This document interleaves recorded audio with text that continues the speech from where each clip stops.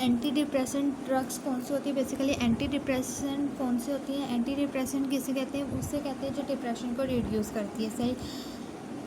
Depression के symptoms क्या होते हैं? डिप्रेशन जो सा है वो फीलिंग ऑफ सैडनेस, होपलेसनेस वगैरह, मतलब कि जो डिप्रेशन के मतलब डिप्रेशन ये इसे कहते हैं, सैडनेस को कहते हैं, होपलेसनेस को कहते हैं, नाउमीदी को कहते हैं। और डिप्रेशन से क्या होता है कि स्लीप पे पैटर्न में चेंज हो जाता है, एनर्जी लॉस हो जाती है। उसके अलावा जो है सुसाइडल थॉट्स आते हैं। एंटी डिप्रेसेंट ड्रग्स है। एंटी डिप्रेसेंट ड्रग्स में क्या एंटी डिप्रेसेंट ड्रग में हम पहले तो ओवरव्यू करेंगे। ओवरव्यू में क्या है? ओवरव्यू में डिप्रेशन की सिम्टम्स बताएंगे। और मैनिया क्या है? बेसिकली मैनिया में जो है जोश व खरोश होता है। मैनिया जो है वो बिल्कुल ऑपोजिट है डिप्रेशन के से। डिप्रेशन में जो चीज़ें होती हैं उसके ऑपोजिट जो है वो मैनिया है। इसमें एक्सट्रीम सेल्फ कॉन्फिडेंस होता है। सही। बेसिकली मैनिया को हम उर्दू में जुनून कहते हैं। उसके अलावा ये सारे ड्रग्स के नेम है जो सिलेक्टिवली सेरोटोनिन को रीएप्टेक को इनहिबिट करते हैं। ये इनमें से पाँच या ये सारे ही याद करने होते हैं, ये इंपॉर्टेंट है, ये आते हैं। उसके अलावा मैकेनिज़्म क्या है? एंटी डिप्रेशन ड्रग्स का मैकेनिज़्म क्या है? बेसिकली जो एंटी डिप्रेशन ड्रग्स है ना, वो डिप्रेशन किस तरह होता है? डिप्रेशन जब वो तब होता है जब डेफिशिएंसी हो जाए नॉरएपिनेफ्रिन सेरोटोनिन की। जैसे कि मोनोअमाइन्स की अगर डेफिशिएंसी हो जाएगी तो डिप्रेशन होता है। अब मोनोअमाइन्स में क्या है? नॉरएपिनेफ्रिन और सेरोटोनिन की अगर डेफिशिएंसी हो जाए। सही। और मैनिया जो है वो इसके ऑपोजिट है। अगर इनकी ओवर प्रोडक्शन हो जाएगी ना मोनोअमाइन्स की, तो क्या होगा? मैनिया होगा। उसके अलावा अब हम करेंगे सिलेक्टिवली सेरोटोनिन रीअपटेक इनहिबिटर। सही। Basically selectively serotonin reuptake inhibitor क्या है कि ये वो ग्रुप होता है एंटी डिप्रेशन ड्रग्स का, ये वो ग्रुप है जो स्पेसिफिकली सिर्फ सेरोटोनिन की रीअपटेक को इनहिबिट कर देंगे। सही। जबकि ट्राईसाइक्लिक एंटी डिप्रेशन और जो serotonin non epinephrine reuptake inhibitor है वो नॉन सिलेक्टिवली सेरोटोनिन और नॉन एपिनेफ्रिन दोनों को इनहिबिट करेंगे।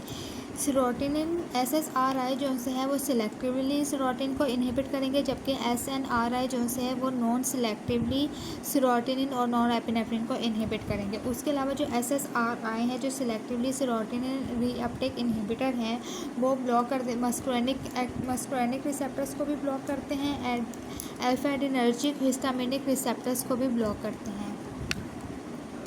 अब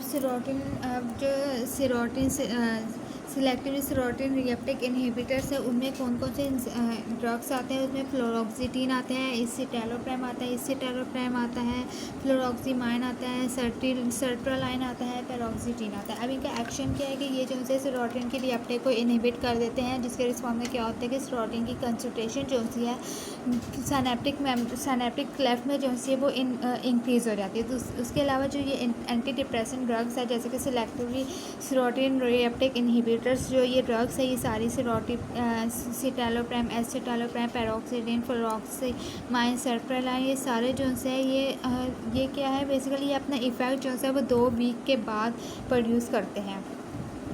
और मैक्सिमम बेनिफिशियल अगर हमें चाहिए है तो हमें 12 वीक या उससे ज़्यादा का इस्तेमाल करना है, उसके बाद ही ये जो है अपना इफ़ेक्ट प्रोड्यूस करते हैं। उसके बाद इसका थेराप्यूटिक यूज़ क्या है? बेसिकली ये डिप्रेशन को रिड्यूस करने के लिए यूज़ होते हैं। उसके अलावा एंजाइटी को ट्रीट करते हैं, जनरलाइज एंजाइटी डिसऑर्डर्स को, उसके अलावा सोशल एंजाइटी डिसऑर्डर्स को, उसके बाद पोस्ट ट्रॉमेटिक स्ट्रेस डिसऑर्डर, मतलब कि कोई सर्जरी वगैरह के बाद जो स्ट्रेस होता है उसे हम पोस्ट ट्रॉमेटिक स्ट्रेस कहते हैं, उसको ट्रीट करते हैं। उसके अलावा ऑब्सेसिव कंपल्सिव डिसऑर्डर, ये जो है ये मेंटल डिसऑर्डर है, इसको भी ट्रीट करता है।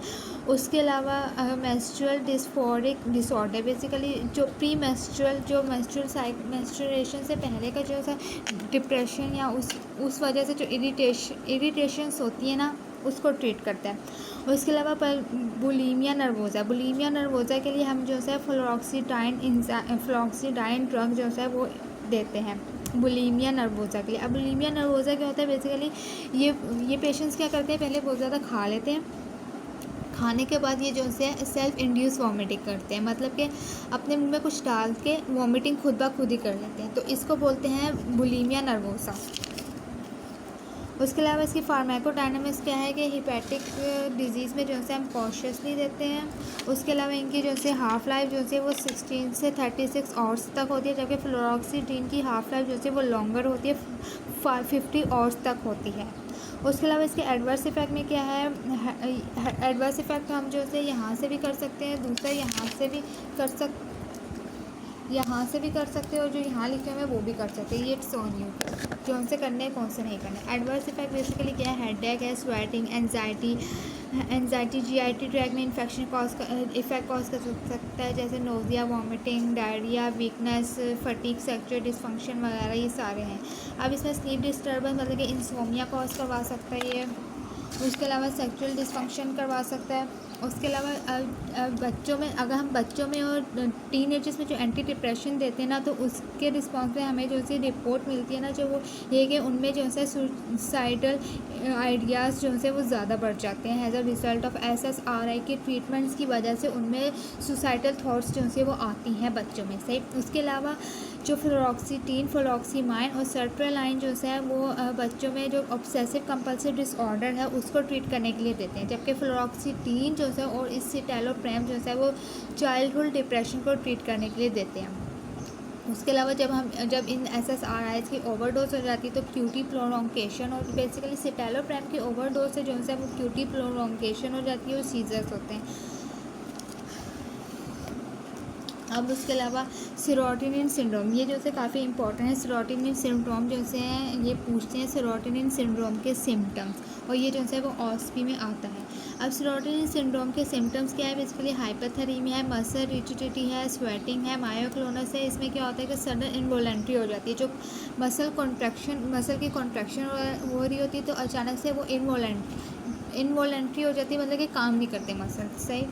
उसके अलावा क्या है, मसल रिजिडिटी है, चेंज इन मेंटल स्टेटस और वाइटल साइन है।